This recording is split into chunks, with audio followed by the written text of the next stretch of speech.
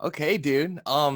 So I'll say a few of these questions because my one of my first questions, I wanted to hear a lot about your Lucifuge compendium, as well as kind of your thoughts about exactly him being Thoth being inside of the Egyptian pantheon, but I believe he could have even ascended from Atlantis, just like on what you're saying, like where this information was coming from. So I want to hear your thoughts on Atlantis and him. Yeah. All right. So Lucifuge is he's the scribe of hell. All right. So if you go to the crossroads and call him the devil to make a deal with him, it's not it's not Satan or Lucifer that shows up. It's Lucifuge. He is the pact maker. He's the one that he created writing. He created language. He created the human soul. He basically, I mean, human soul is basically the binding of the eternal with the finite, and so he's the master of all of these things that are obscure and beyond our ability to even fucking comprehend. And in every system, well, so he shows up to me as Lucifuge, and I start seeing something. It's in the grimoires and everything. I just never paid attention to it. He's got three horns. I start seeing that in my visions of him. Three horns. I'm like, that's weird. Three horns, huh? And he goes, well, I kind of just dismissed it, like, okay, well, whatever. And then this kid comes into my office, works like a couple office spaces down from me when I first was like renting the office space to do my filming in. And so this kid comes down, he comes in and he sees my crystal. I've got a quartz tetrahedron, and he sees that and he goes to touch it and he like jerks his hand back and goes, "Who's the three horn guy?" And I'm like, "What? Are you serious?" He's like, "Yeah." I'm like, "That's Lucifer. You're not working with him like a mofo." And he's like, "Oh," he goes, "Yeah. What's with the three horns?" And I'm like, "I don't know. Like, I've never asked him." And so I ask him, and he says, I'm sure his answer would change if I asked him it today because it's ever expanding information. But he says one of the horns is my world, one of the horns is your world, one of the horns is the world that's created when ours merge. And I was like, what? And he goes, yeah. And I see when he says that, I see in my mind's eye two globes, two clear like glass globes that come together, and right when they're about to smash, they instead like create a bubble between them. So it's like a Boolean circle. And so yeah. He shows me that. He says these are our worlds that come together, and every time that they come together, the merger gets stronger. He says, "Today I appear to you as a spirit and a god." This is something that Azazel actually told me in all of this. "Today I appear to you as a spirit and a god. In the coming days, I will appear to you as a physician and a scientist." And it's like weird. Like we are coming to this. We're arriving at we're arriving at an apex where all of these things are going to merge. Terence McKenna prophesied this. He was not wrong. His dates the date that he found was actually in perfect alignment with 2012 with the winter solstice of 2012. Yeah. And that was the end of the last age. Like that's the thing that people say, oh, nothing happened. Oh shit, dude, look back from 2012 to today. It's not been that long. Look at how much has changed. The world leaders that we've had, the church. All right, I'm gonna out myself on something here. Since I'm in an honest mood, I'm gonna be honest. All right. So I get together with Nate and Scarlett when I first started really getting to know them, doing ritual with them, and seeing the amazing people they are. We sat down. Oh, this is my first time actually publicly announcing this, so this is an exclusive announcement from EA Koetting.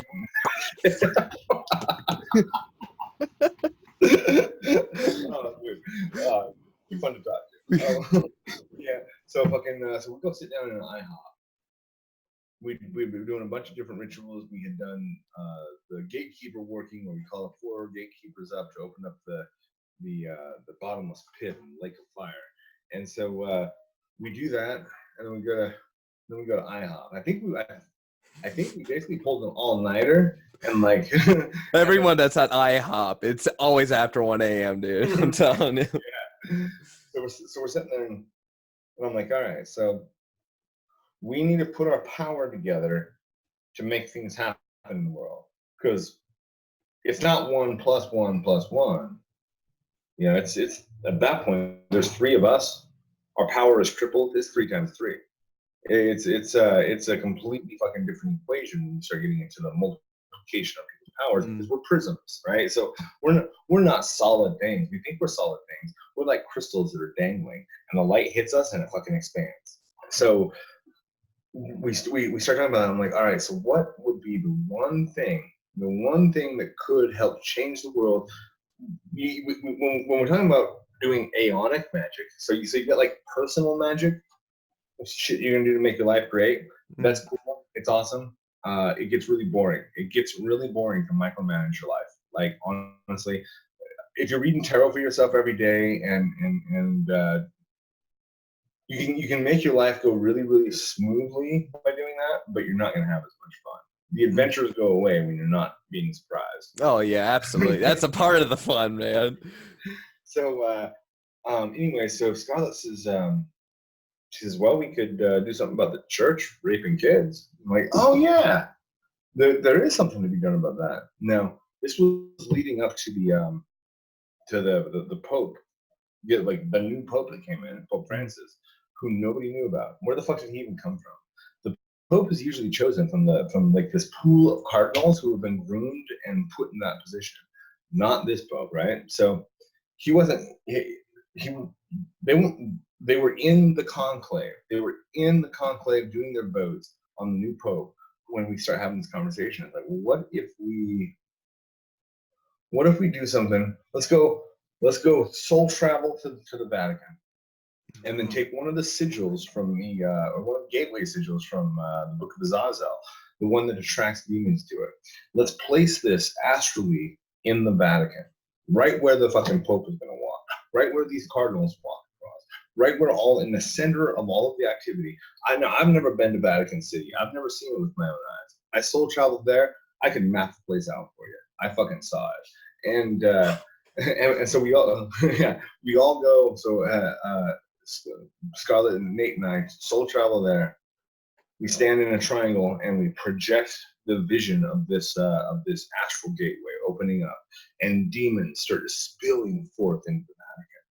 And it's like they're going to change things. Now, when they, I think they've switched from like black smoke to white smoke or something to signal the whole who's Pope and all that. Yeah. So and they do that. Like it was like 2 days after we did that, and Pope comes out. One of the first things he says to the public, he's like, "Hey, okay, so we're going to stop molesting children. Like, we are going to get on top of this. We're not going to allow this to happen. This has been a bad mark on the church as a whole. It needs to go away." And we have seen more progress within the church with that one issue now than ever before. And so it's like, I look at that and I'm like, we changed the fucking world by taking 5 minutes and sitting there. And so the trifecta of us three, we actually cemented on that day that we are the inner circle of a brotherhood of an empire that is forming, that is going to be an army of people who are powerful and driven and have the same vision. Now, so you want to hear what I want to do, dude? My daughter's 14. Her life is becoming less and less about me, and that's great. And so as that happens, I'm going to start bumping out to India a bit more, or the Philippines. I'm going to go learn some secrets from different masters. There are secrets out there that I don't know yet. And once I've got my hands on all of that, I'm pretty sure I'm going to South America. I can get land really, really cheap. The American dollar goes so far in South America and in certain countries. And start building the Black Pyramid. And I don't know what kind of material it's going to be, but I've seen it's got to be black. It's got to be a pyramid. and and Nate is actually planning on doing something like that, probably around California or Nevada area. there's probably going to be one somewhere over in the Middle East that we're going to start seeing black pyramids popping off. And what these are going to be is they're going to be meeting places for all realities. So we like to think of like reality, like you and I are sitting in this reality talking. You know, you're in your own reality that is being developed by your observation of it. I'm in my own. We found an intersecting point. Now, if we can create these black pyramids and create these intersection points that all realities can intersect, basically those places will become like that Skinwalker Ranch, like where all activity starts occurring there. I don't know if are you familiar with Skinwalker No, I Ranch? am not. Oh, dude, all right. So this is like ufology 101 for sure. Is there started to be so Robert Bigelow, he started, I think it was Super 8 motels. Started that up from scratch, from the ground up. Self-made multi fucking trillionaire. This dude is so wealthy. And what he's done is he's taken the wealth that he made at the hotels and he's transferred it over into UFO research. And so and when I say UFO research, so the Air Force, or not the Air Force, but the Pentagon released this whole statement about, they've released several statements. Disclosure about the UFO situation is it's coming. Like it's here. Like they're full on like saying, yeah, we have retrieved alien craft and we are studying it. Like Bob Bigelow, his like Bigelow Enterprises or whatever has a storage facility in Las Vegas that I am pretty sure I know the general location of it. That alien fucking crafts are being stored, alien materials. It's like our government knows about this. It is documented, and they're not even denying it anymore. They've actually opened it up so pilots can. Because if you're flying a Harrier jet or you're flying a Tomahawk, you're flying any of these jets, dude. You are a trained observer. Your skills at being able to see what's around you are the best in the world. They don't give those billion-dollar machines to anybody. They would never let me fly that. So, but these guys have trained in being able to know what's going on around them, and not only are they seeing these craft, their FLIR detection units are catching on to it. Their rockets are locking on to these objects and seeing them spin in the middle of flight, seeing them do shit that shit should not be able to do. So, anyways, Bob Bigelow goes and buys this property up in northern Utah or central Utah called Skinwalker Ranch, and it's called that because the Skinwalkers are Navajo, Paiute, and different tribes have this belief in skinwalkers of like black magicians that will skin an animal and they'll put the skins on, perform a ritual to take the spirit of that animal, and they have the powers of that animal. And the skinwalkers, I guess, would be around this ranch back in ancient times, and so it's kind of it's always been a haunted place, one of those places that the natives wouldn't go. You don't go trespass on this area because it's got bad spirits there. No. So Bob Bigelow buys it, starts like documenting some of the things that are happening there.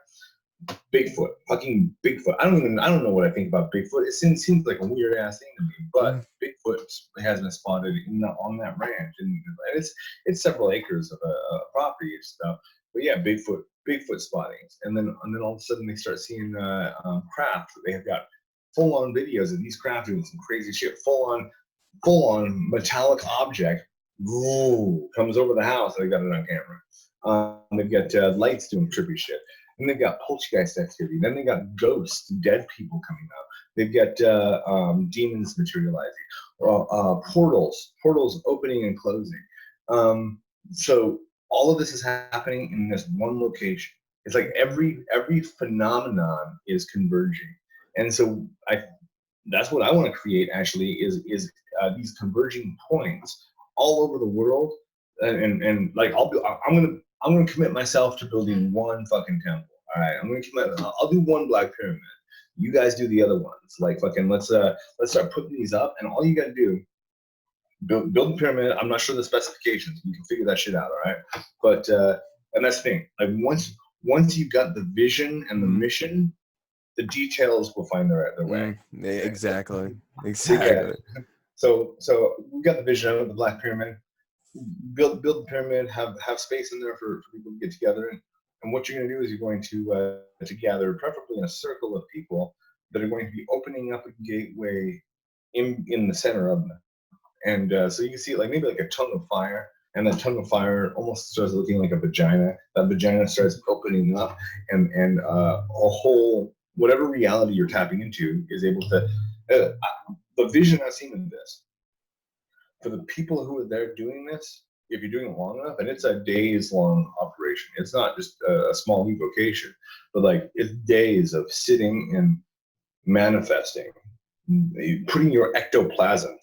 I've had some ectoplasm experiences we can talk about here in a minute, but you're putting your ectoplasm into the center of this where it solidifies.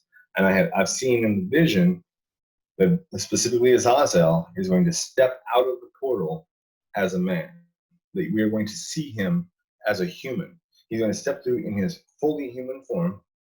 And he's going to be able to come up and shake all of our hands, and then either walk off and go do who the fuck knows what, or step back through the portal. But that the division between the spiritual and the physical, between gods and men, is going to go away completely in those locations. Now, here's the thing: is you have a local matrix of belief. Okay, so you go to Haiti.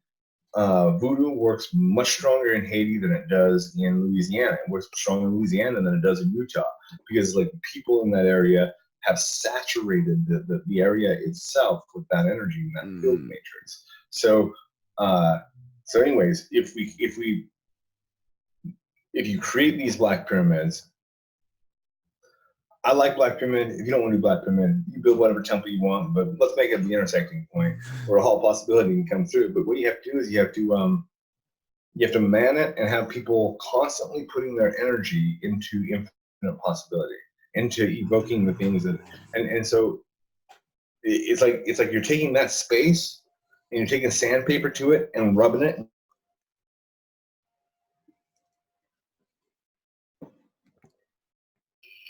All right, it's back. It's back. All right. He said, you put it in sandpaper, you're rubbing it, and it shows this, and it's like stops motion right there. And I'm like, oh my God. And boom. But yeah, I was taking the sandpaper, rubbing the veil. And in those spots, the veil is going to get so thin that there's not going to be a difference between the worlds. Terence McKenna singularity that we're going to understand that it's all one thing, and it's all a dot. It's all a dot. And we've taken that dot, we've blown it up, and extrapolated it into space-time. Like it's all a singularity though, and it is arriving to a point where there's not going to be much difference between one thing and another. This is the Kalashara state. So you can take the left-hand path, you can take the right-hand path. It doesn't matter. But the Kalashara is the middle path. If you're perfectly good at being benevolent or being malevolent, it doesn't really matter. In fact, you're so not attached from it that it doesn't even fucking matter. Yeah, that's actually where I feel the most solidified for myself.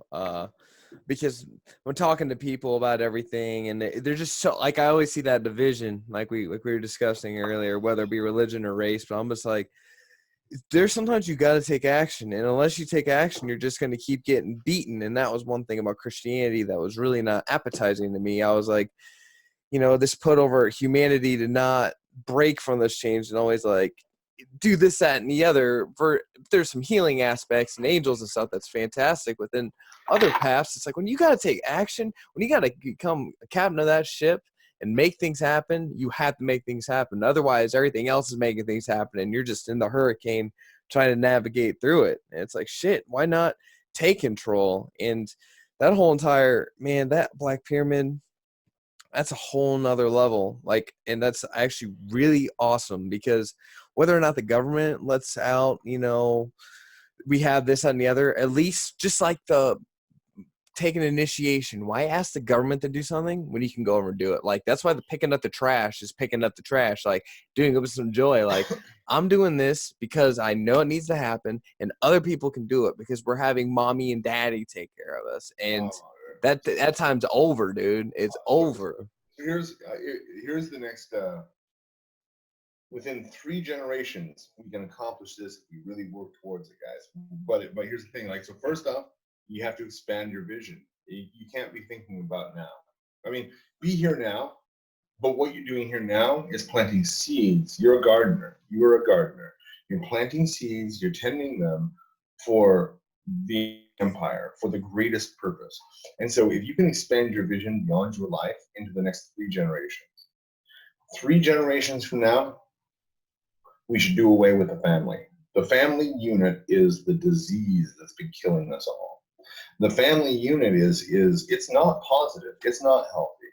The family is the people that tear you down. I mean, and now, I'm gonna open it up for you to fucking counteract this because you have bonds with your family that I don't have with mine, and so I want to hear your perspective. Okay, perfect. But family is one that brings you down. You come to your family. Dude, I showed up to my family's get together, looking like my beautiful self. I even put on eyeliner and fucking a little rose on my cheeks, and I go walking in, and my sister's all, "Oh my god, when did you become a model?" And it's like, I'm just being me, and if me is beautiful, then that's great. If me is ugly, that's great too. I don't give a fuck. And she's like, "Oh yeah, now you're just a rock star." And it's like almost everybody has some little negative, like, little jab. No, that's my family. My family's a fucked up family. Now, that's with my family, what I've throughout all these experiences, because I've had a lot of traumas occur, and it's helped shape me into amazing individual doing great things, and I'm so happy about it all. And like at first, the music career wasn't really supported necessarily, and my mission wasn't understood, and me believing in this the conspiracy, that, and the other truths, and all that other stuff, it didn't make it kind of made a little bit of a divide, but then it brought us even closer because throughout all the trauma, if like there's some family issues, getting real with them, that's key. Like being yourself. Now, that's why I think in your perspective and lots of perspectives, people aren't able to hit that realism to its max or be themselves without people not wanting to, oh, that's a dumb dream. And because like it's your family, their voice is over.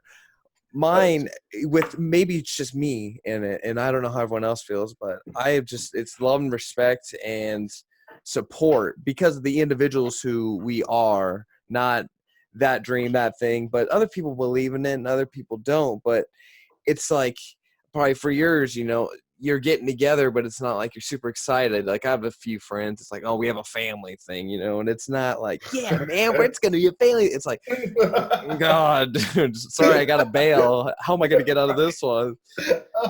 And like I used to kind of feel like that. Now I'm just like, no, dude, it's awesome. If your family, well, so here's where my shit needs a little adjustment, is the extension of the family.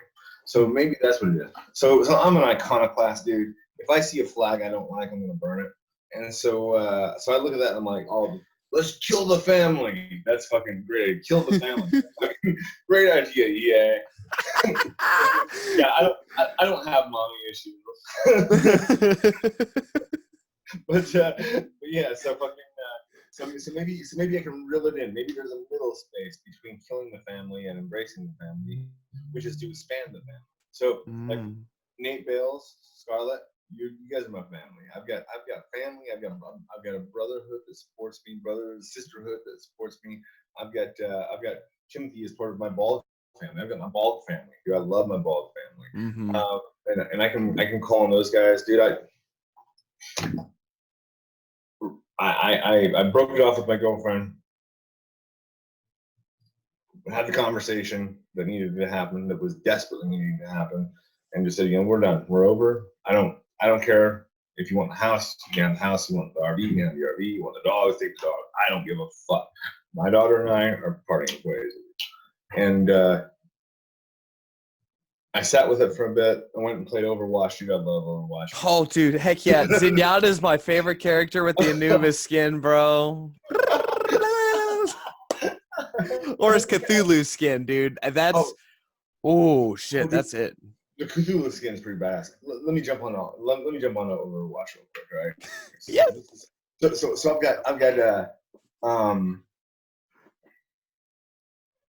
I've broken through some barriers lately. Lucifuge has helped me break through some barriers lately. Lucifuge is very keen at showing you who you really are and how you're not living up to that.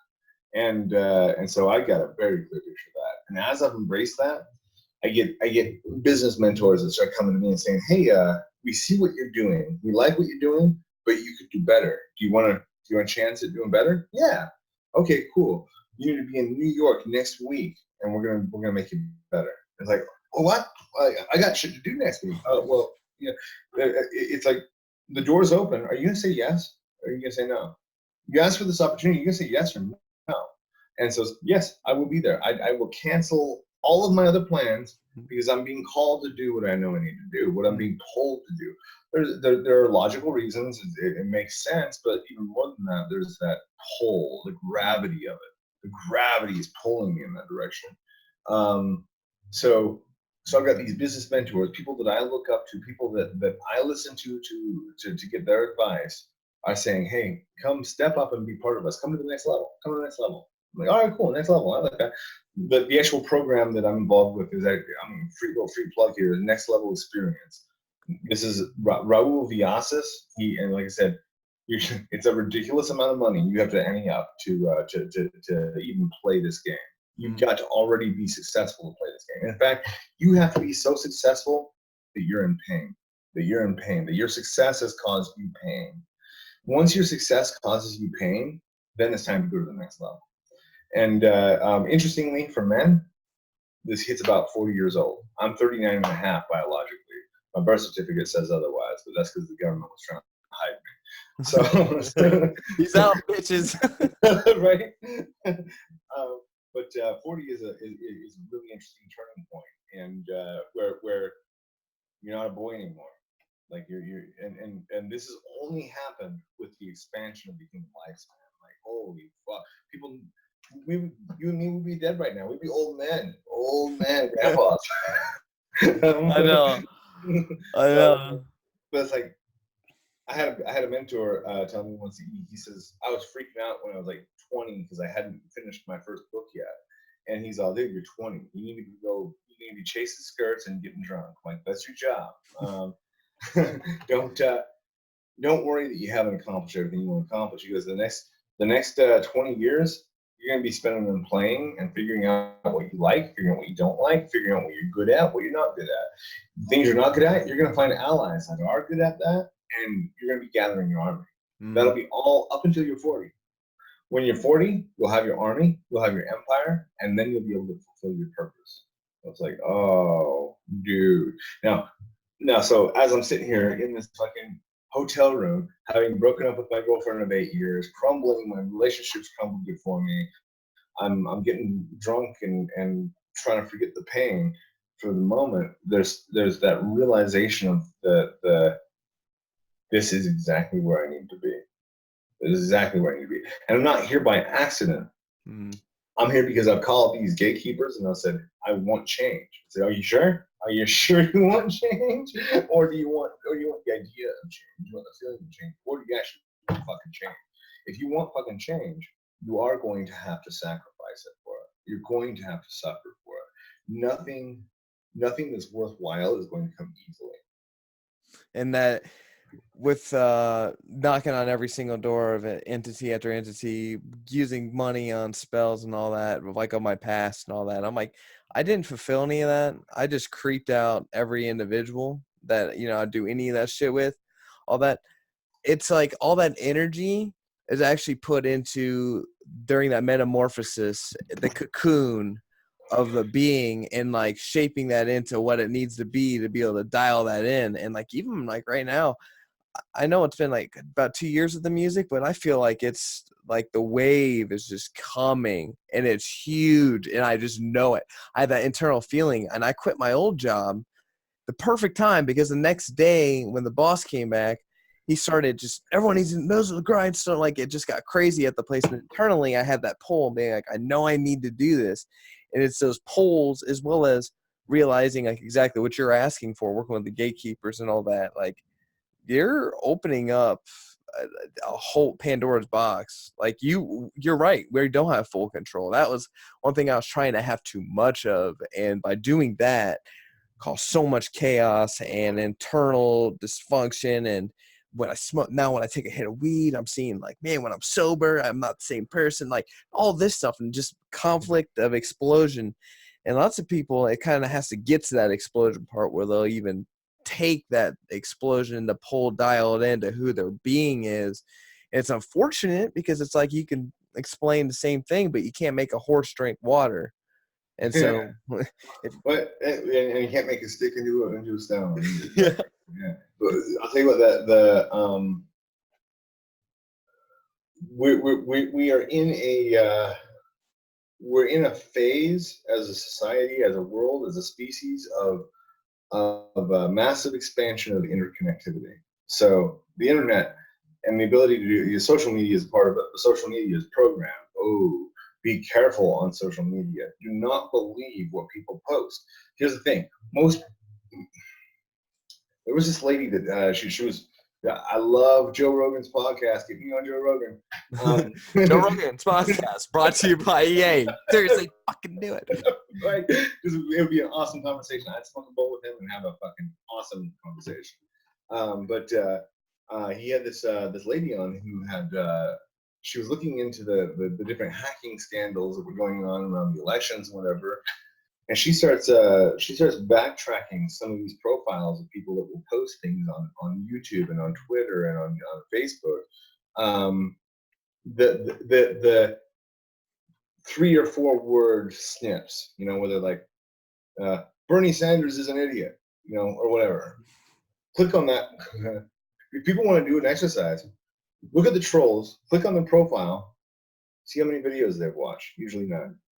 See how many videos they posted, usually none. They're brand new accounts. They're dummy accounts. These are not actual people. They're people that are in a warehouse somewhere being paid to distract you. They're being paid to make you angry. They're being paid to jack your levels up. So if they can get you angry at a post, they can get you more engaged. I understand this. Dude. I use this in my marketing. If I can make you angry, I can get you more engaged. I do this with my daughter, dude. It's maybe a little fucked up, maybe not the best parenting, but it's fucking effective sometimes. Where it's like, if she starts getting, I do a lot of hikes. I insist that my child come spends time with me in nature, and so we'll go on hikes, and every now and again she'll start getting whiny about it, or if I'll encourage her, I'll let her know that she's capable of it. We don't have that much going for whatever. But if it hits a point where her attitude refuses to adjust itself, I'll make her angry. I'll do things. I'll say things specifically to implant in her this anger, because anger can be turned to power. Anger, you can take that and it can fuel you for short bursts. You cannot use it to motivate people in the long term. But trolls don't have a long-term mindset. Trolls are only thinking about their own. They're running away from pain in a hard way. Like, they've got pain of who they can't become because they can't step up, and so they're trying to tear this down. They have massive pain, and so they're in a constant reactionary pain state, and they are super easy to manipulate because of that. So you give them a little pain, you target their pain. People are not aware of how aware I am. So I look at this, and I can feel the threads of what people are waiting for me to say so they can tear me down. And then I'll do a newsletter on that. Then I'll do a video blog on that. I'm like, okay, so you're expecting me to say this. I'm going to give you what you're expecting, and I'm going to inflate the fuck out. I'm going to make this so fucking big you can't look away from it.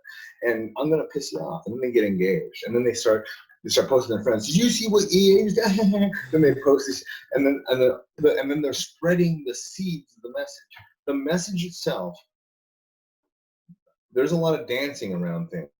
There's a lot of couching these. If I go to somebody and I say, okay, so what you really need to do is you need to enter into source so fully that you lose yourself in source. And as you lose yourself, you're going to notice that there's a black sulfur core that's there. Not everybody has it. Some people just get dissolved into source and they are ascended, and they don't. Their progress stops. But for those of us that are different somehow, you're going to find there's this black core. That black core can be restructured into rebuilding a soul and a body and reprogramming who you are. You first have to lose yourself in source. You do have to take the light path. So ascend all the way to source until you dissolve yourself and you find that black core. Take that black core, build a god out of it, build a universe out of it, build a whole reality of it, and then anchor it back to your body, back to your earth through actions. And you're going to start building that kingdom here and now. You're going to start building that person here and now. So now I can say that, and that's really cool. You understand that.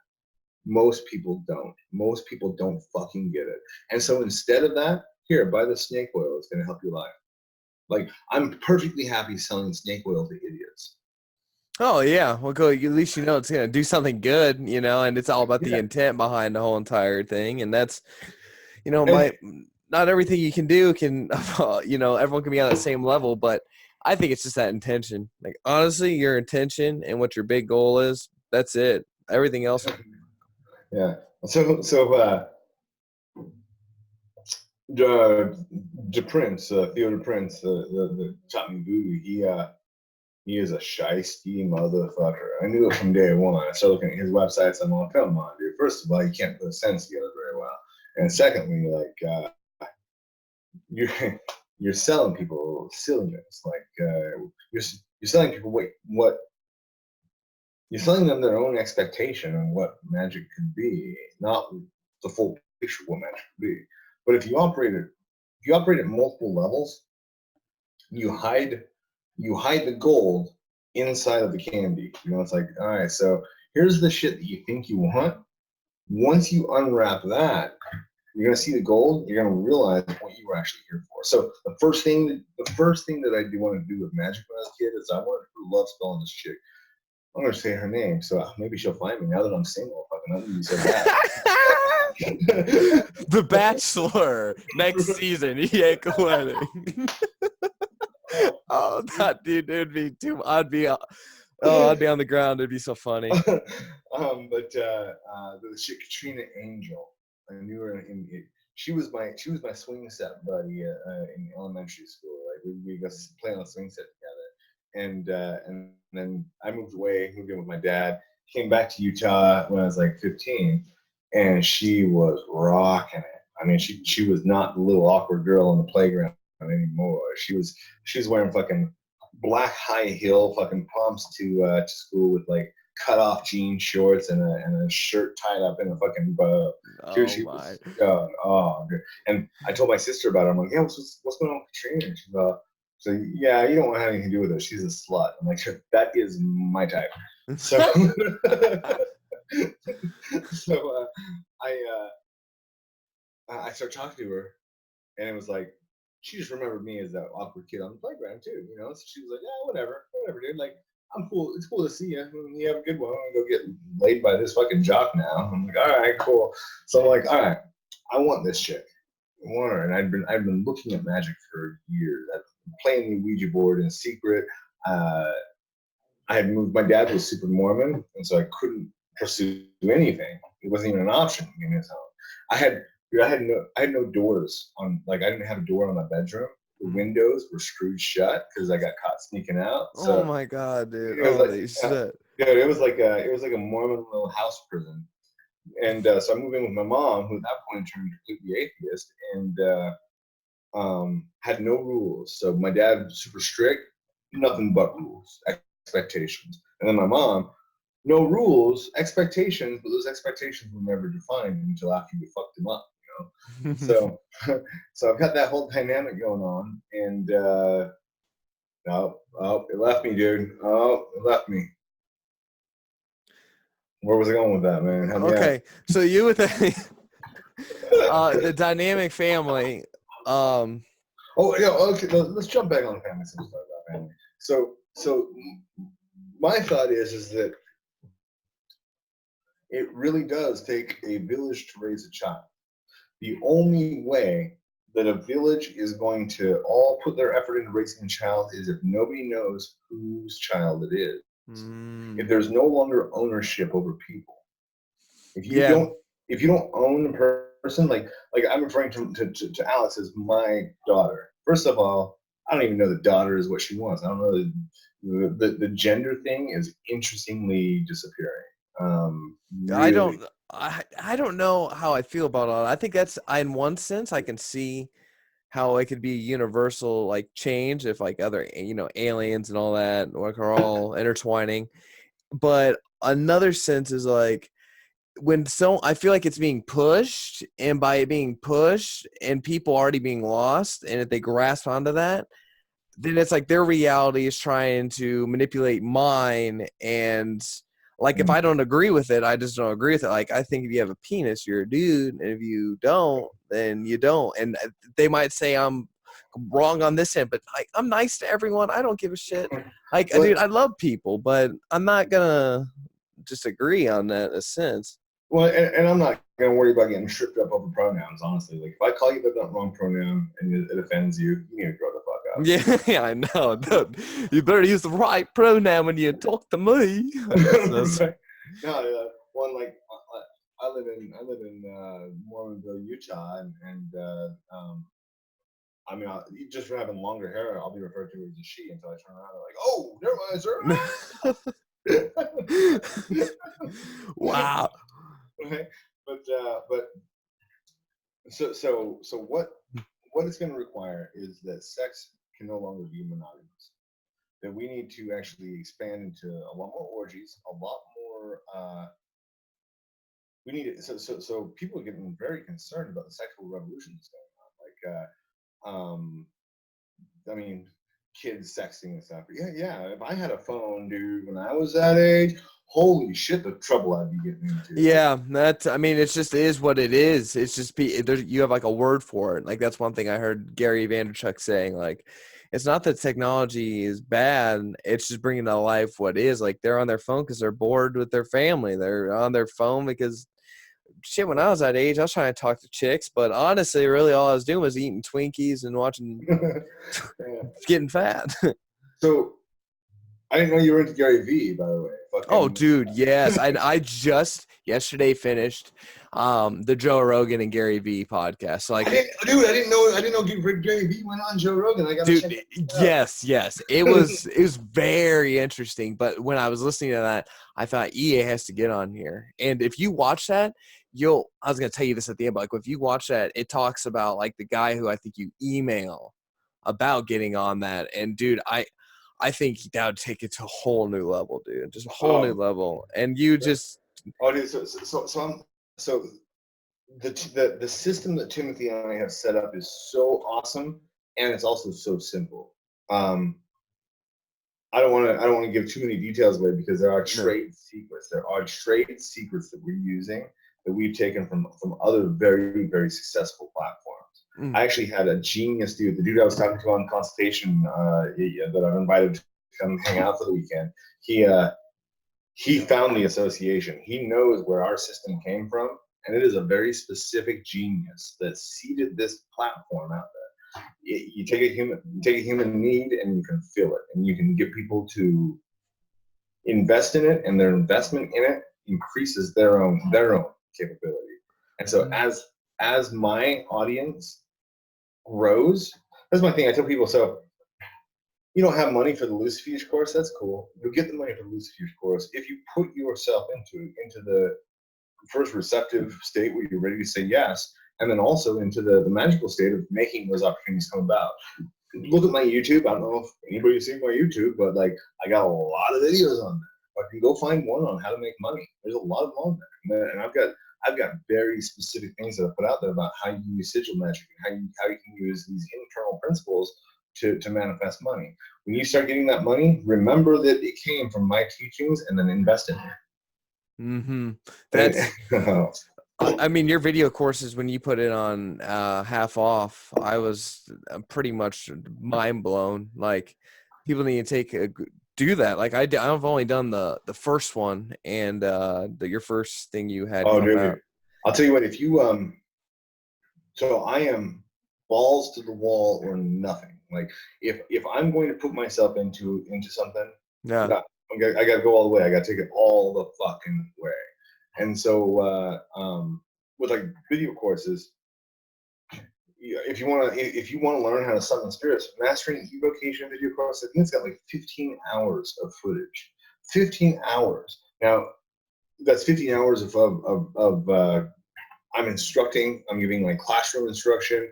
I'm doing demonstrations of different exercises so that you can get them. I'm also performing the final rituals that that you're going to perform with step-by-step instructions. Those video courses come with a workbook that I put together that has the instructions in it as well. These gatekeeper path workings, dude, you're looking at 4 to 6 hours of absolute immersion into these beings. That 4 to 6 hours is going to take you months of work to actually work through it. Mm. And so people like get like, so Lucifuge just came out, right? Get that, thrust yourself into it, and basically look at the next 3 months and go, in this 3 months, I'm going to die and become a different being, and then that different being is going to leave, and I'm going to be something different too.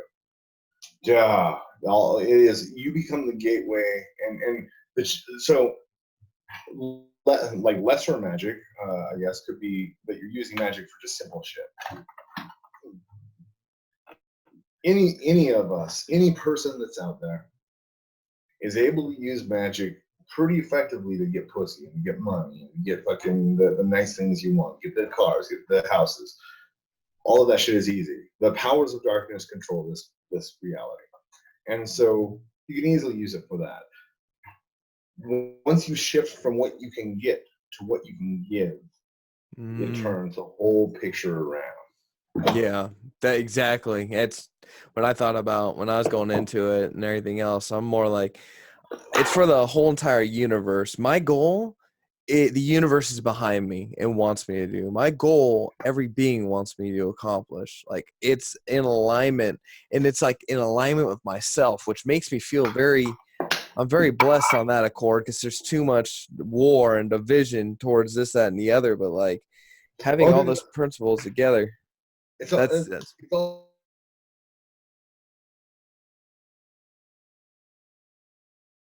these are staged battles. it's good. It's good. Plug it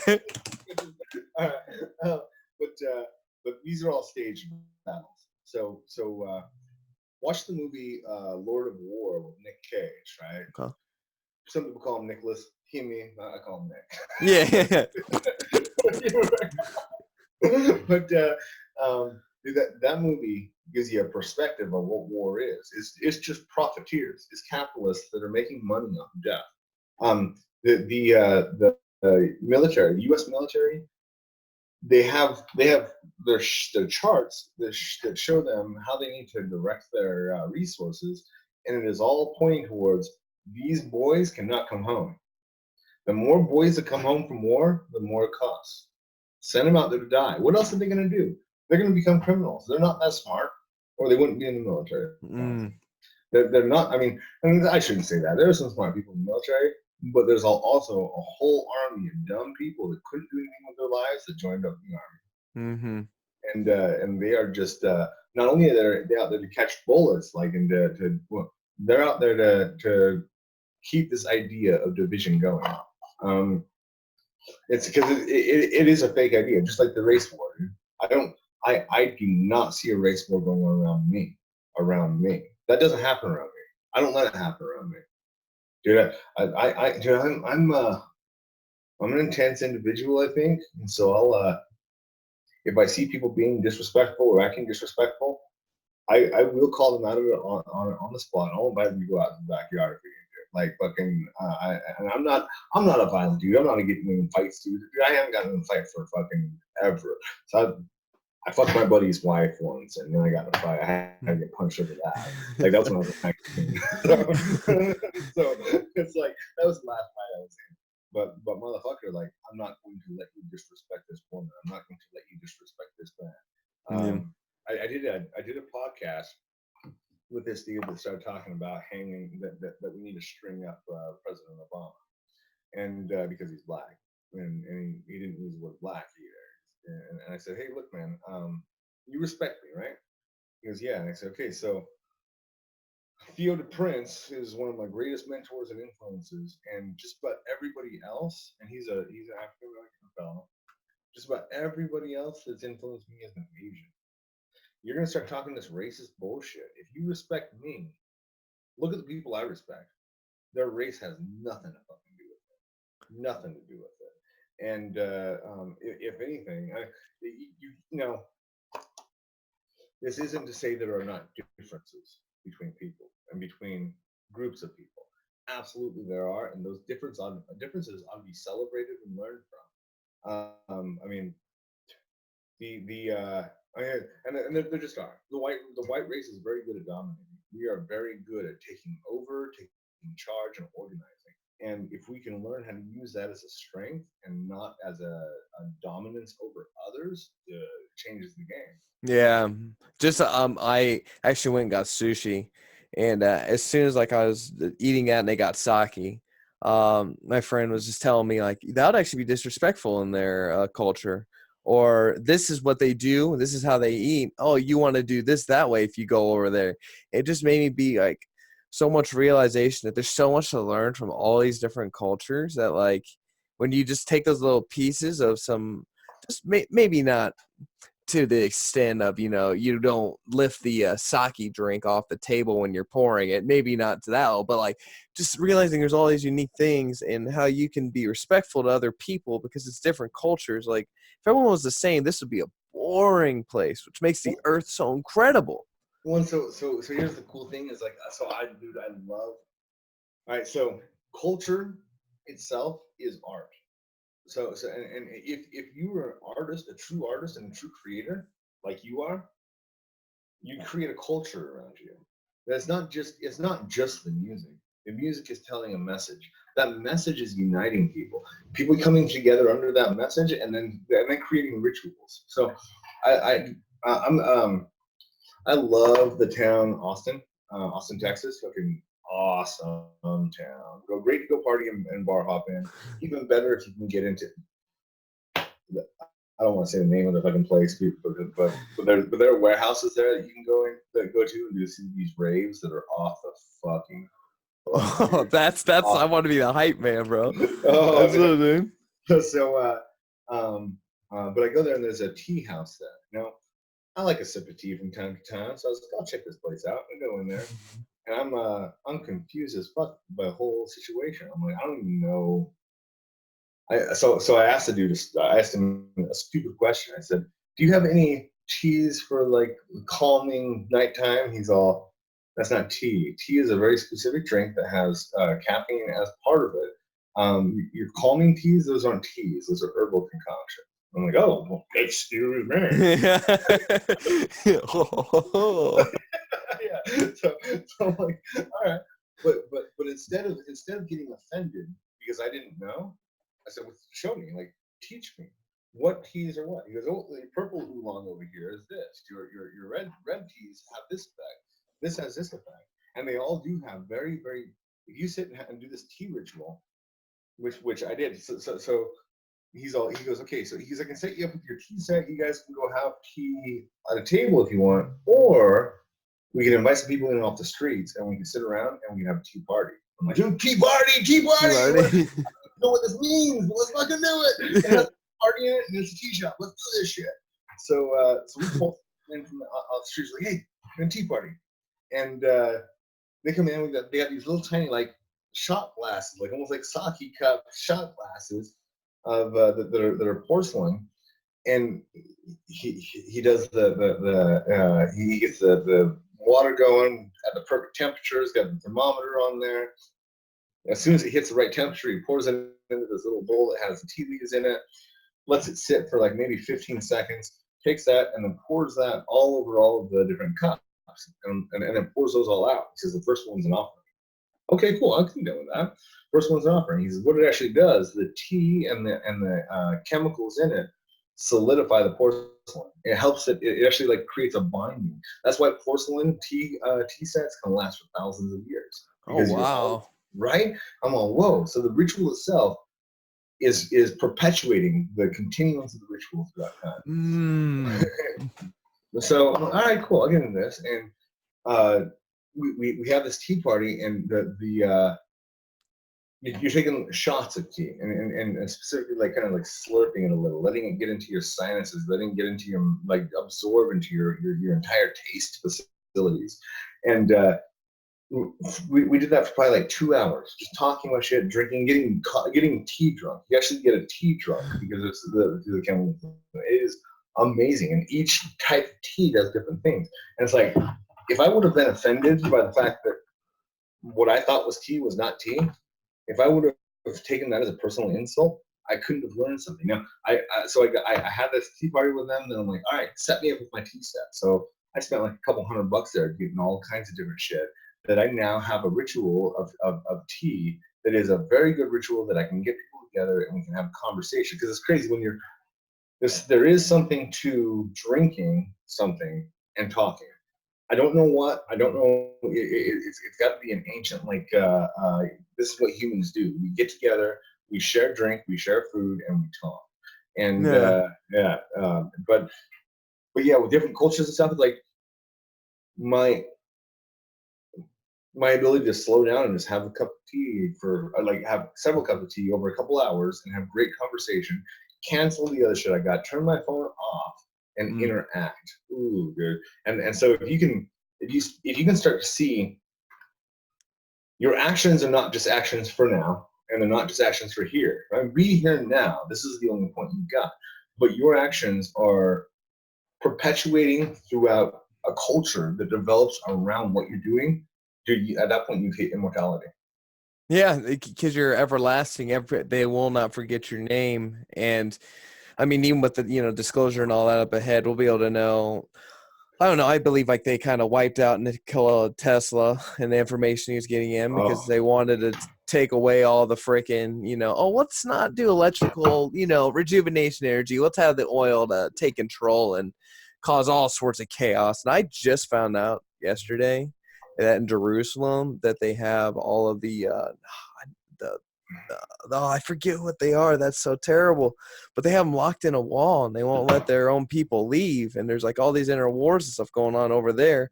It's all because of these resources and this power and this control. And it's like you can see it. Well, and even look at that fucking term, dude. The fact that these are called resources is ridiculous. These are liabilities. Like, these are liabilities. When you have to burn something and create toxic substances you put into the air in order to run a machine for a minute, that ain't good enough. That ain't a resource. That's a liability. Yeah, you're right. It is a liability. So you said earlier about technology. All right, so a couple things. I go to AT&T. I'm chatting with the dudes there. I'm getting a new phone set up. Awesome phone. And he goes, yeah. So he goes, this has a wireless charger. So yeah, I'm like, wireless charger. That's cool. He goes, yeah, it's pretty much brand new technology that you just plug this little thing on the bottom of your phone. You go do your thing with your phone, and it's just going to send power to your phone to charge your battery. That's nuts. He goes, this is completely new technology. I go, no, it's not. This is like 150-year-old technology, man. Nikola Tesla came up with this. He's like, what? I'm like, look at his patents, man. He came up with wireless charging technology, but we didn't have the framework of the infrastructure of science to know what he was even talking about until now. You look back, whatever that dude was tapped into, I want some of that. Dude. Yeah. And what it is, dude, here's what it is. He didn't give a fuck what anybody thought about him. He was not looking to other people's opinions about him to direct his work. He was looking to what his self needed, what his own self was telling him, and that was the only voice he gave a fuck about. Yeah, and that's I'm pretty sure there was something, I don't know what it was that he tapped into. I know some people like with the law of one, they talk about connecting to those type of beings, and I don't know if Amun-Ra and Lucifer Maimon are the same individual. Is that pretty? So all right, so you get the sun. The sun has 3 phases, and this is universal. This is universal in every fucking system. The sun has 3 phases. Even in science, you have the chromosphere, the chromosphere, this the visual spectrum of the sun. You have the heliosphere. I think that's like the heat of the sun, and then you have the core, the black core. So when you actually look at the sun, the center of it is cold and black, cold and fucking black. Inside that cold and black is a tiny, tiny fucking white and hot. So cold and black and white and hot. Like I don't know science. I'm not a scientist, so just so everybody knows, I don't even play one on TV. But they fucking the layers of it are associated with the three gods of the sun in Egypt: Amun, Ra, and Ptah. Three separate entities entirely. That is how it started. So Ra is the power, or Ra is the light of the sun, the enlightenment of the sun. He's the visible sun. He's the sun that we all can look up and see in the sky. Ptah is the destructive power of the sun, the heat of the sun. It's the thing you can't see but you can feel. Amun is the black core, the hidden sun, the black sun, the sun within the sun, the black hole that's inside the sun. And so it's that. So in order to reach, because okay, so the sun itself is a portal, it's a gateway, and this is why Icarus was fucking flying towards the sun. He's trying to enter that gateway. This is why Yanish, the solar god, Yanish was a solar god in that he held the keys to open up the gates in the sun. You go through it and you are transfigured, transmuted. It doesn't take you somewhere else. It takes you back here as something else. It is that entering the source and burning away everything. So first you have to go through the light, the light field, which means you have to become enlightened. You have to see things differently. You have to know things differently. And then you go through the heat field, meaning you have to burn away the shit you don't need. You need to take out the trash. And then pick it up, pick it up, pick it up, pick it up. And then you go to the next level of the darkness. You have to understand. You don't understand. You have to stop trying to understand. Understanding only gets you so far. It's the conscious mind is a brilliant thing, but it's also a limiting factor. Because what I'm tapping into in my work with these gatekeepers, and you kind of ask this halfway, is like, when you're getting these insights and revelations, like, what is that? What are you really tapping into? What you're tapping into is the supreme genius overmind. It's like we all have this supreme genius overmind. It is our omniscient self. We already know everything. So, a little stupid fun example is you lose your keys, right? And you can't find your keys. You got this little nagging voice saying, "Look in the drawer." But I didn't put it in that drawer. Why would it be there? You look everywhere but that fucking drawer until the last minute. When you open the drawer, oh, you already knew the answer. You already knew where your keys were at. You already know that your mom is calling you before the phone rings. You already know the shit that happens before it happens. We're already in this omniscient, omnipresent, omnipotent state. But we hold ourselves back from it. We're afraid of it. We're afraid of scaring people. We're afraid of experiencing something so new that it rocks our entire ability to perceive our reality. Once you get over those fears, once you're not afraid to walk through a wall, nothing's impossible there.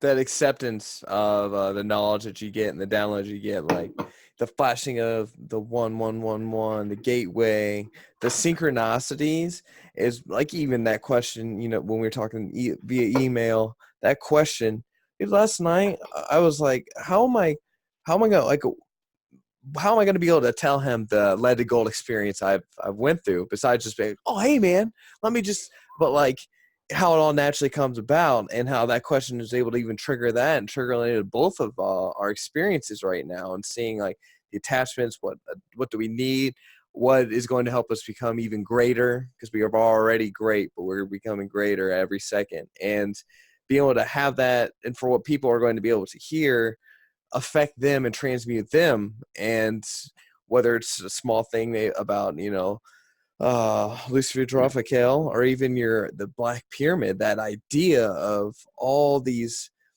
things all around, like it's greater than just coming off at your 9 to 5 watching the boob tube and seeing nothing, like, and just being stuck in a repetitive cycle. That there is an absolute genius that's within all of us if you're willing to go that distance. But once you start going down a rabbit hole, some people do get scared of those small synchronistic things. Like this one girl, I just kept seeing it. It's going to be chaotic. This is going to get bad. It's going to get bad. No, I can manipulate around it. I got the power to do so. No, man. So good. Okay, so this is one of the cool points I didn't want to make a bit ago that I forgot about was power and control are opposites. Power and control are opposites. If you're trying to control, it's because you're afraid. It's because you doubt, because you don't trust the process. Where you have real power is where you give up control because you are certain of what's going to happen. You don't have to control it. It's already done. Well, if you can lock into that, so little challenge. I'm gonna throw a little challenge out there, everybody. I think we might be coming up. How long are we going here, man? Dude, I'll tell you the truth. I have no idea. And it's like I actually flown by. Like I can go for another 25 minutes and then I got to get ready for work. But I'm like, dang. I think I might have 10 or 15 minutes before I've got to get onto a meeting. Okay. But yeah, so control versus power. Fucking, oh, yeah. So a little challenging issue out to everybody. We all have mundane things to do, okay? Like, I have a fun job. I have the most fun job in the fucking world. But there's also some mundane shit to go along. I've got to go to meetings. I've got to jump on consultations, help people with sometimes some petty shit, whatever. It's fine. It's we all have dharma. The dharma is that which you must do. Mm-hmm. You know, I've got a daughter. I must provide a house for her that's going to be a good place for her to live. I must participate in different things in her life. There are things that we must do.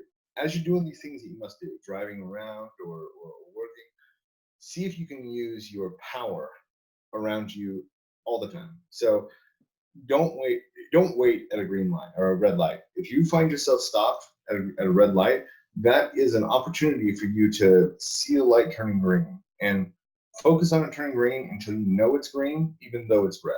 Once you know it's green, even though you're seeing fucking red, then you release it and look somewhere else. Put your attention somewhere else.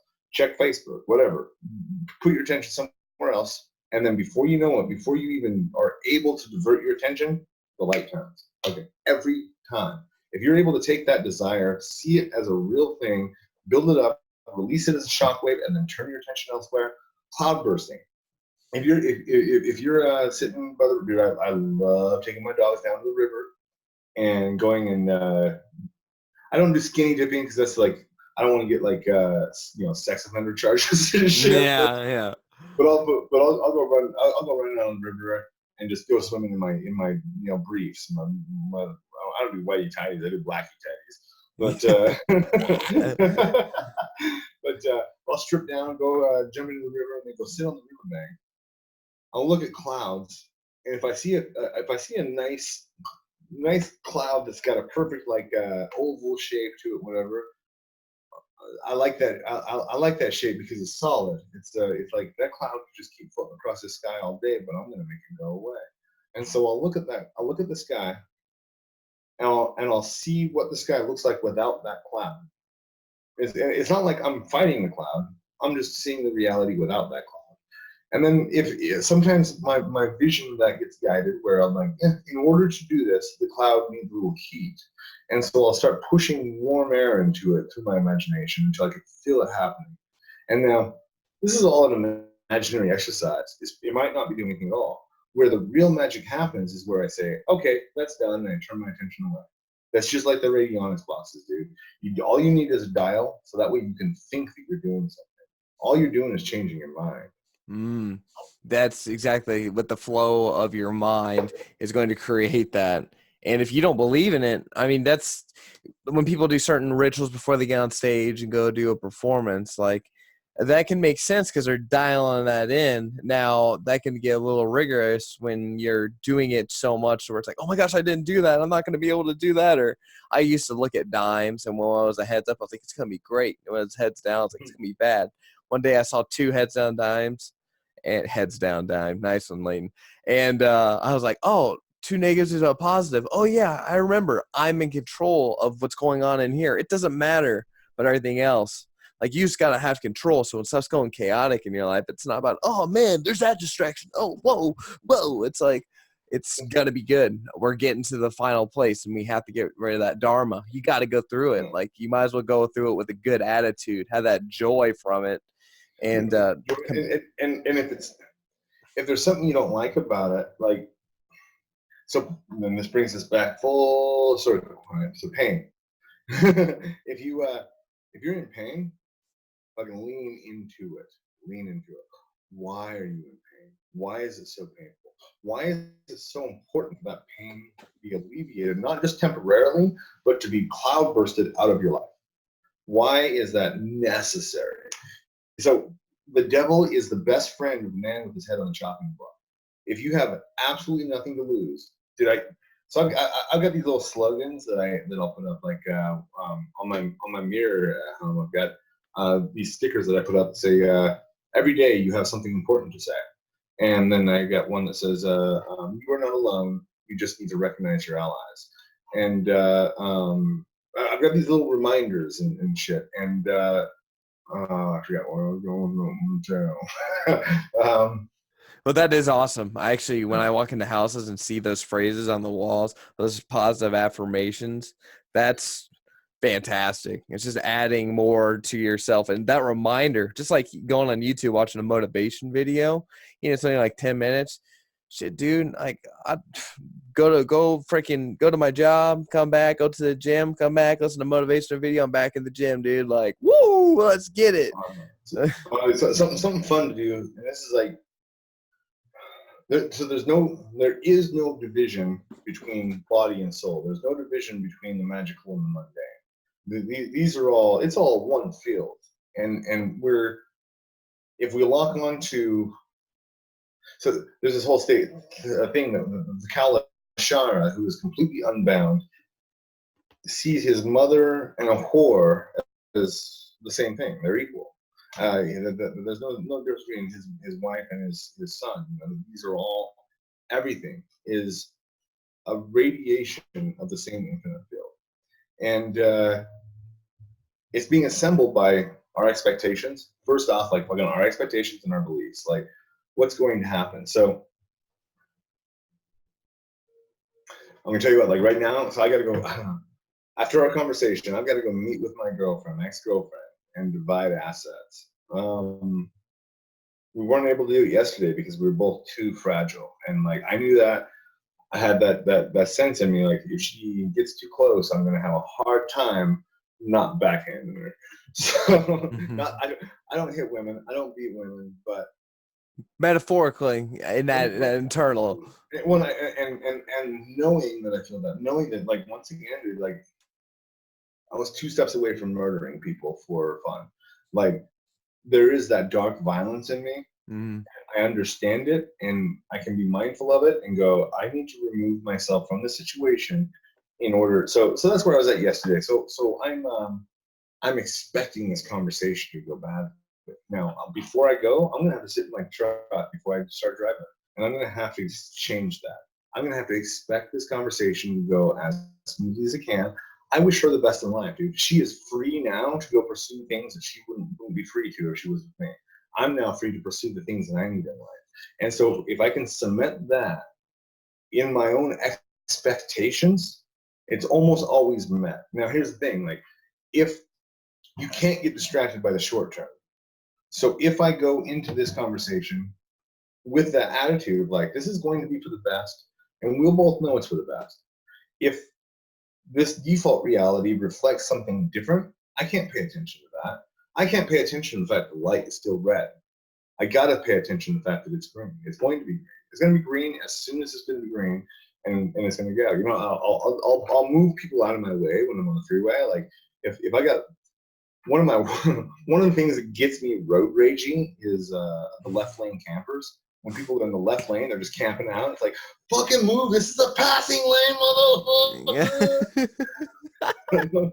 And so if I can take that anger, take that pain, take that whatever it is, the frustration of where I feel like I've got to go, it's so fucking important that I gotta be there, whatever. I'll take that upsetness and I'll push it towards the person who's in my way, and I will literally, with my hand, move them to the side. I will move my hand. I'll connect to their energy. I'll feel the energy sphere of that person and their vehicle and their motion, and I will push it, and I'll feel the resistance. And that is one thing. If you want to change a stoplight, you can't just ignore that it's red. It's red. It's going to be green. You have to feel the red state. You have to feel that it's off, and now it's in the green, and you feel the resistance and you feel the flip. As soon as you feel the flip, detach. And so I'll move the person out of my way, and then I'll go, it really is a beautiful day. I don't need to drive so fast, actually. I don't even have anywhere I gotta go. Like, I'm just fucking driving. And then as soon as I'm detached from it, the person in front of me moves over. As long as I'm staring at him going, motherfucker, move, it's not gonna happen. It's just like when I'm running, if I'm running just a little bit behind, that's when the red lights come up. Otherwise, I'm like, dude, this is free flow zone. Like, I'm just driving, like, and it blows my mind because I can get to places where it's like takes people 25 minutes. I'm like there in 15. It's all good. But when I push the envelope saying, oh, it's gonna be like that for me, that's when it starts catching you. But that's because it's like that attachment to it. Like, oh my God, I have to have all that. And I'm so focused in on that. So I was doing the Viking pathworking course. And so I go out to this up to the mountains where we got snow. And it was like January, February. And I'm like, we got some good snowpack. I'm gonna go summon the ice giants. And I'm gonna go as Odin and invoke him, and I'm gonna go summon the ice giants. All I know is that they're calling me to be somewhere cold, to come into their area, to walk into their world, and then see what happens. Now, I go to drive out there. I've got this four wheel drive like SUV that I was driving at the time, and I turn off onto the road that I wanted to take, and fucking I basically high centered myself on a snowbank. Like, I thought I could get over it, but I didn't have the clearance. So so I fucking high centered myself. I tried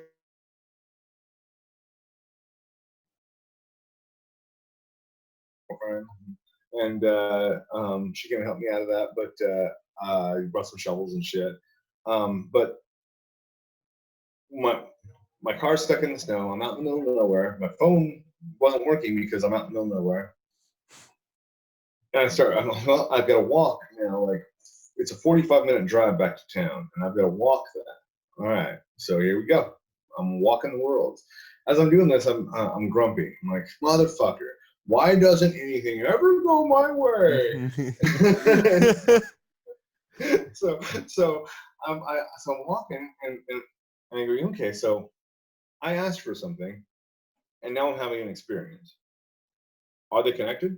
Okay, I asked to become Odin. What does Odin do? He walks the world as a beggar. And so, like, as I'm walking on the road, I'm hitchhiking. I'm feeling my thumb out. Like, dude, I make enough money. I could probably get a private jet to come pick me up, but I'm hitchhiking. Like, I've gone from being a king to being a beggar, and just like Odin. And I'm stuck walking in the cold, in the snow, because that's where the frost giants are at. Maybe I'm exactly where I fucking need to be. Maybe where I thought I needed to be wasn't where I needed to be. And so, like, when you put magic into effect, you're using power at its highest capability, which means that you have to stop trying to control it. Yeah, because I believe it will take you where you need to go, and you don't, like, from all the things I desired and didn't get that I thought, I got what I needed, and I got what I had to get to be able to, just like you said, that download, you put it into yourself. That was actually one of the pictures that's going to be on a single. it's of a download. That's how I told her. I was like, it needs to be like an energy ball going into my head and me doing this like this and showing like this transformation, like this 4D layer of technology just going into you. And you have to go through that buffer, you know, when it goes in. And so me asking for this, that's why I'd say it was dangerous about magic.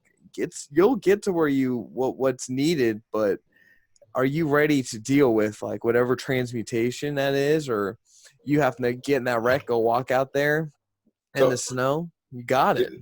so here's the thing. Like, this is the last message I want to leave everybody. Then I got to log off. But all right, so I've had a visualization that I've shared with my audience for the past several years of magic. Magic is like a when you put magic into effect, it creates this vortex, a whirlwind, and it spirals around you.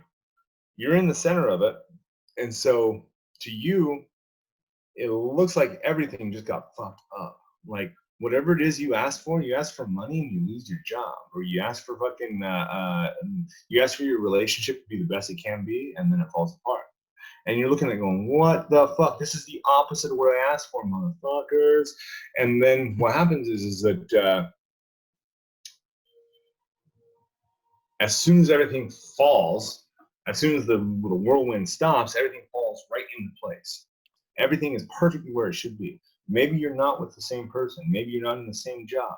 But you're like, you find yourself in a position that you're humbled by the supernatural nature of the thing. You're going, what the fuck? If you can have the what the fuck moments in your magic, dude, you're doing it right. If you don't know what the fuck is happening in your life, you're on the right track. Because yeah, your mind, your small mind it's not capable of it. But the genius over mind is. And so you just turn it over, stop worrying about it so much. And yeah, it is. So the rituals are awesome. Like you said, you don't want to overuse them in that you don't want your ritual to become mundane. You don't want yourself to just be like blowing out birthday candles hoping for something. It's not about that. Like it's the ritual is you take all of your desire and turn it into a catalyst and you make it explode. And then from there, once you turn your attention away, that's where the real magic happens. Like when you're able to release it all, put your will into place, and then turn your attention away, there's all fucking falls into place. That is awesome. That is awesome, dude. It's been a great conversation, man. Thanks for hitting me up. Yeah, you too, man. I know I'm a little spotty with my email responses. Got a lot going on, but yeah, hit me up and whenever you want to do this again. And if you don't hear from me right away, like give me maybe a week and then hit me up again. Don't hesitate to remind me. Like, okay. Yeah, that's a big thing. I'm always like, I don't want to be too like bam bam, but another extent I have to step up my own, getting a hold of stuff. So I'll tell you what. So one big thing that's part of this, and you're into Gary V and whatnot, dude. You understand this completely is accountability. Like if I don't, so I've been going through my rough shit. I've been trying to heal. I've been trying to heal my wounds, trying to deal with business, and it's been a hard week. It's been a hard couple weeks. And I talked to Timothy about it yesterday. I told him what's going on in the relationship, and then we got some troubleshooting done on how to go forward with some of the projects that we're doing. And then he texted me yesterday. He's like, "Hey, by the way, like, you haven't given me a newsletter yet. I need a newsletter." And it's like, "Oh, okay, bro. Yeah. Boom. Sat down and wrote a newsletter." He's like, "Oh, I'd spaced out a part of my job what I need to do. Thank you for holding me accountable." And like that is a part of a true brotherhood and any kind of true friendship is you got to hold people accountable, not to what your expectations are of them, but what their expectations are of them. Make that clear with the people that you associate with, the people that you're closest to. You got to have conversations. What are you expecting? And not out of me, but out of your relationship. Let's take that, dude. Like that's what Azazel tried to tell me when he was preparing me for this loss. He said like a year ago. So look, take your girlfriend out of the relationship. What does your relationship need to be? Remove the characters What does your relationship need to be? The characters will find their place. If the business partner you're with right now isn't the right one's going to find it as long as you get clear on what that position is. Is that your first baseman? What does your first baseman need? Give it to him. So That's that know thyself, when you know more of yourself, and then also are okay being wide open, being accountable with one another.